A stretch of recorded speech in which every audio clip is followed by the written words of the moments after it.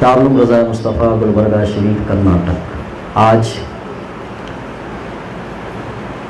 عرس اعلیٰ حضرت کی مناسبت سے اس محفل کا انعقاد ہے۔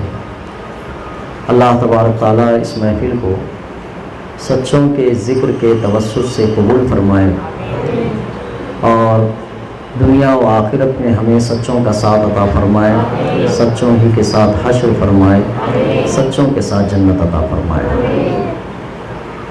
اعلیٰ حضرت امام احمد رضا محدث بریلوی رحمۃ اللہ علیہ کی عرس کی مناسبت سے آج کی یہ محفل ہے۔ عنوان کے موافقت میں گفتگو میرے لیے مشکل ہے،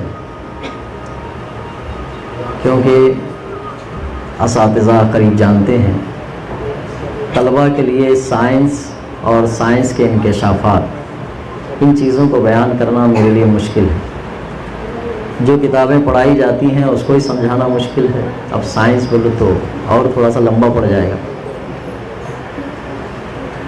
بس ایک کتاب کا نام ذکر کر دیتا ہوں عنوان کی مناسبت سے، الفوز المبین در رد حرکت زمین، اتنا یاد رکھ لو۔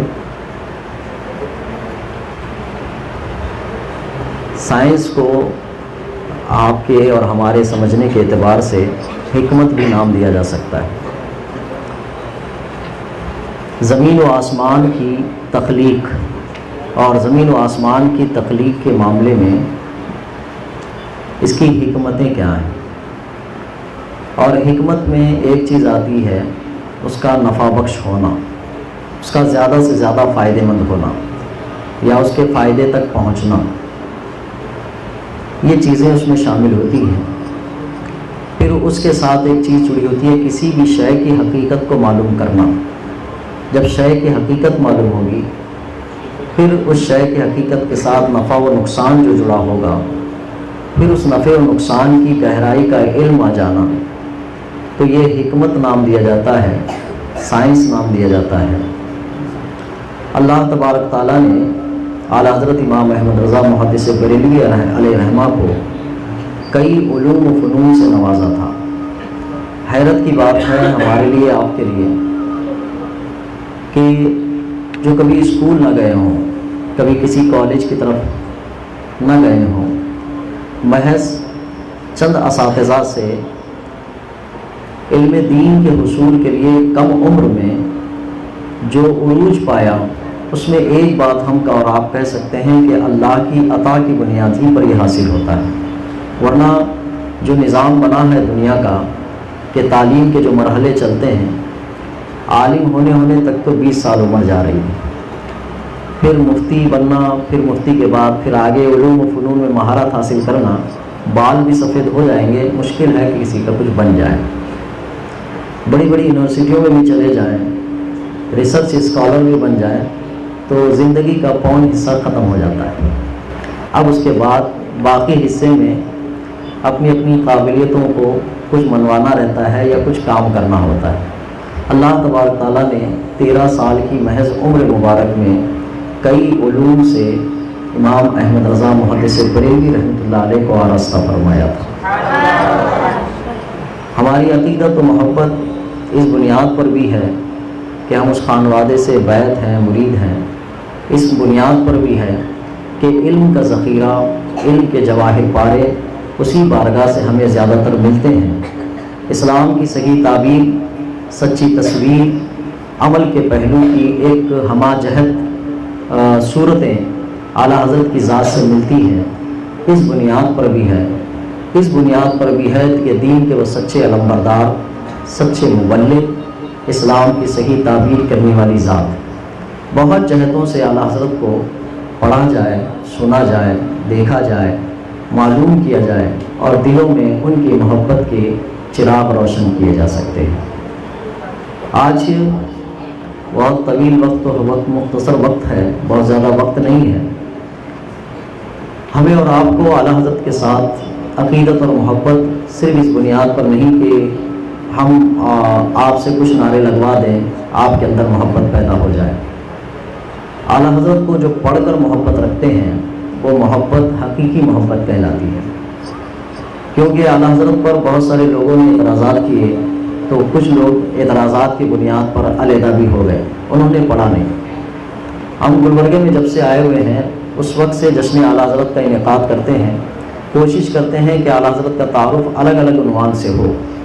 ایک موقع سے میں نے جلسے میں کہا تھا کہ جس کو بھی اعلیٰ حضرت سے اختلاف کرنا ہو وہ اعلیٰ حضرت کو پڑھ کے اختلاف کرے۔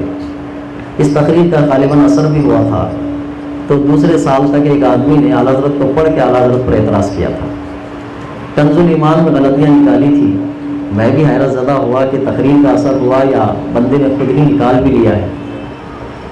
تو تقریر اعلیٰ حضرت کے کنز الایمان پر ترجمے پر نقص کرتے ہوئے کہا تھا کہ حضرت موسیٰ علیہ السلام کی شان میں بیعت بھی کی ہے اعلیٰ حضرت نے۔ ہمارے لیے بڑی حیرت ہوئی کہ جو کنز الایمان ہے، جو پوری زندگی عصمت انبیاء اور ناموس انبیاء اور آداب رسالت، آداب انبیاء کرام تقریراً بیان کرتے رہے، ان کی کتاب میں اور ان کے ترجمے میں بھی بیعت بھی موجود ہو، بڑی حیرت کی بات تھی۔ پھر جانے کے بعد پتہ چلا، تو جس طرح سے پڑھے لکھا آدمی جب سوال کرتا ہے تو جواب دینے کے لیے بھی بڑا پڑھنا پڑتا ہے۔ تو پڑھنے کے لیے دونوں چیزیں پڑیں گی، کیونکہ اعلیٰ حضرت کی ذات کو سمجھنا ایسے نہیں ہے کہ جو نعرے رسالت، نعرے تکبیر کی چھاؤں میں سمجھا جائے، بس صرف پڑھ کے ہی سمجھا جا سکتا ہے۔ عوام کے لیے تو بس یہ بات ہوتی ہے کہ ایک سچے آدمی کا تعارف آپ تک پہنچایا گیا، آپ سچے آدمی سے سچی محبت کی کوشش کیجیے۔ تو ہر زاویے سے کوشش ہوتی ہے کہ اعلیٰ حضرت کا تعارف مختلف پہلوؤں پہ کیا جائے، لیکن کبھی علم کی کمی ہوتی ہے کہ کیسے ہم تعارف کرائیں۔ تعارف کرانے کے لیے بھی تو علم کی ضرورت ہے۔ رضویات کے جو ماہر ہوتے ہیں وہ اعلیٰ حضرت کا تعارف بڑے اچھوتے اور انوکھے انداز میں کراتے ہیں، اور اس تعارف سے دلوں میں محبت بیٹھتی ہے۔ کیوں؟ ایک چیز ہے کہ جب حقیقی اور سچی چیز کہیں سے بھی مل جائے تو آدمی کی اس وقت حقیقی اور سچی محبت بیٹھتی ہے۔ میں بطور تمثیل کہوں گا کہ مولانا کا ایک تعارف ہوتا ہے کہ مولانا کہتے کس کو ہیں۔ تو مولانا کا ایک تعارف یہ ہے کہ وہ کرتا پہنتے ہیں، جبہ پہنتے ہیں اور ایک اچھی جاکٹ پہنتے ہیں، امامہ لگاتے ہیں، پھر اس کے بعد اور کچھ ہوتا ہے تو یہاں کچھ اور اچھے سے لگا لیا، پھر ایک رومال سائے سے لگا لیا، ایک مولانا کا لباس ہو گیا۔ پھر مولانا کی پھر ایک لباس کے ذریعے سے ایک شناخت ہوتی ہے، تعارف ہوتا ہے۔ ایک تعارف ہوتا ہے مولانا کا کہ جو قرآن و حدیث کی سمجھ رکھتے ہیں۔ ایک تعارف ہوتا ہے مولانا کا کہ ضروریات دین کو بغیر دوسرے کے سہارے کے کتابوں سے نکال لیتے ہیں، ایک تعارف وہ ہوتا ہے۔ تو اگر کسی مولانا کا تعارف کرانے کے لیے کوئی بیٹھیں اور ان کو بتائیں کہ یہ مولانا عبارت خوانی بہت اچھی ہے، ان کی عربی میں مہارت ہے ان کو، تو سامنے والے بھی جاننا نا عربی کسے بولتے ہیں، عبارت کسے بولتے ہیں، مہارت کسے بولتے ہیں، یہ سب سمجھنا نا، تبھی تو اس مولانا کا تعارف پہنچے گا۔ جب یہ سامنے والے سمجھتے نہ ہوں تو مولانا کا تعارف اس انداز سے ہوتا ہے کہ مولانا بہت اچھے ہیں، بہت اچھی تقریر کرتے ہیں، اب یہ مولانا کا تعارف چل رہا ہے۔ تو اس تعارف کے ضمن میں دوسرے لوگ بھی آ جاتے ہیں جو اچھی تقریر کرتے ہیں، وہ مولانا نہیں ہوتے، تو تقریر کر لیتے ہیں، کیونکہ سامنے والا جب ویسا ہوتا نہیں۔ اعلیٰ حضرت کی علیہ رحمت و رضوان کا تعارف بھی کچھ اسی انداز سے ہوا ہے کہ لوگوں نے عوام تک اعلیٰ حضرت کا تعارف پہنچانا چاہا تو علمی انداز سے کم سمجھایا، وہ انداز سے سمجھ میں آیا، سمجھانے کی کوشش کی جو عوام سمجھ سکتی ہے۔ تو اس ضمن میں بہت سارے لوگوں نے اپنے آپ کو بھی اعلیٰ حضرت کی کیٹیگری میں ڈالنے کی کوشش کی کہ یہ چیز تو ہم بھی کر سکتے ہیں بولے۔ جیسے اعلیٰ حضرت نے 1000 سے زائد کتابیں لکھی، تو بعض کو یہ طریقہ ہوا کہ کتابوں کی بھرمار کرو، ہم بھی اعلیٰ حضرت بن سکتے ہیں وہاں تک جائے۔ تعارف ایسے ہی ہوا ہے۔ اب 52 علوم و فنون لفظ آتے ہیں، لیکن بولیں گے کتنے؟ میں تو 12-13 سے آگے گنا بھی نہیں پاتا ہوں۔ اگر 52 علوم و فنون کی صرف تعریف کرنے کے لیے بولیں تو میں بھی نہیں کر پاؤں گا، پھر سمجھاؤں گا کیسے میں اعلیٰ حضرت کو کہ 52 علوم و فنون پہ دسترس حاصل ہے؟ یہ چیز ہوتی ہے، تعارف بہت ہے۔ میرے استاد کہا کرتے تھے کسی شخصیت کو بگاڑنے میں 2 طریقے ہیں، ایک کہ صحیح طور پر اس کے نقائص اور اس کی کمیاں نکالی جائیں تو وہ شخصیت کمزور پڑ جاتی، دوسری کہ اتنی عقیدت بڑھا دی جائے، اتنی عقیدت بڑھا دی جائے کہ حقیقت چھپے اور غلط چیزیں عقیدت کے نام پہ رائج ہو جائیں، تو بھی شخصیت خراب ہوتی ہے۔ دونوں چیزیں۔ ہم میں سے بہت سارے لوگوں نے اعلیٰ حضرت کے تعارف میں دوسرے طریقے کو بھی اختیار کیا، اتنا طریقہ اختیار کیا کہ وہ تعارف چھپ گیا۔ اعلیٰ حضرت علیہ رحمت و رضوان نے اپنے زندگی کے مقاصد کو 4 حصوں میں تقسیم کر کے بیان کیا کہ میں نے اپنی زندگی میں 4 کام کو نمایاں کیا ہے، خود آپ نے بیان فرمایا۔ بہرحال یہ بڑی طویل گفتگو ہے۔ آج اعلیٰ حضرت کی بارگاہ میں خراج عقیدت پیش کرنے کے لیے ہم اور آپ جمع ہوئے ہیں۔ سائنس کے حوالے سے مجھے گفتگو کرنے کے لیے کہا گیا تھا، بڑا مشکل ہے مجھے سائنس پر بات کرنا، عنوان عقیدت میں ہی ڈالا گیا ہے کہ حضرت تو ہر فن میں بول لیتے ہیں، ہر اس میں بول لیتے ہیں، میں کیا سائنس کو جانوں گا، پھر سائنس کو جان کے سائنس کے ماہر اعلیٰ حضرت ہیں ان کا تعارف کیسے کراؤں گا۔ تو یہ تو ایسے ہی ہوا کہ حافظ حنیف صاحب کی کلاس کے بچے کو کھڑا کر دیا جائے اور کہیں مفتی صاحب کا تعارف کرا دو، تو مفتی صاحب کا تعارف وہ بچہ کیسے کرائے گا بتائیے۔ میں بڑا عاجز آدمی ہوں، بڑا کمزور آدمی ہوں، 4 تقریریں کر لیتے ہیں تو یہ تصویر نہ بنا لیں کہ ہر فن پہ آپ بول لیں گے، اپنی ذات پہ ڈھنگ سے نہیں بول پاتے، تو اعلیٰ حضرت پہ بولنا بہت بڑی بات ہے۔ سائنس انسانی زندگی کا حصہ ہے، ضروریات میں سے ہے، اور جن کو اللہ قرآن کی سمجھ عطا فرماتا ہے تو کئی علوم پر اسے مہارت عطا فرماتا ہے، اور اعلیٰ حضرت نے ہر جہت سے اپنے آپ کو یہ کہا ہے کہ میں نے قرآن سے یہ ساری چیزیں سیکھی۔